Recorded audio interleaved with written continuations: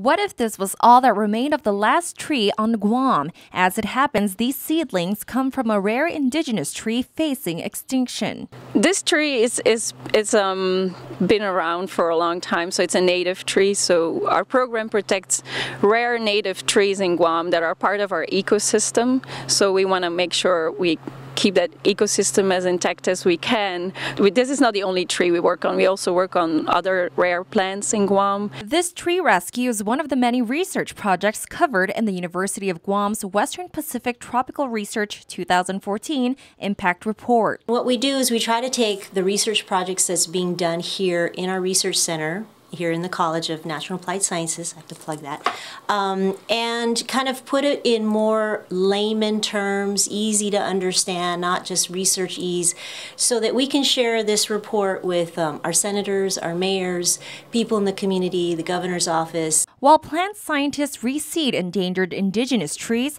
the Tekken technique discovered by two local men may be the key to beating the rhino beetle and saving our coconut trees. The key is covering compost immediately with a Tekken net. A Tekken is a gill net. It's used for catching small fish, and the way it works is it gets into the gill slots of the fish. It prevents the fish from going backwards or forwards. Well, it turns out that it works exactly the same way with our beetles. The rhino beetle has a big gap behind the pronotum, which is a part of the body, and as the beetle tries to get into the pile or out of the pile, a piece of the monofilament falls in that gap and it's totally incapacitated.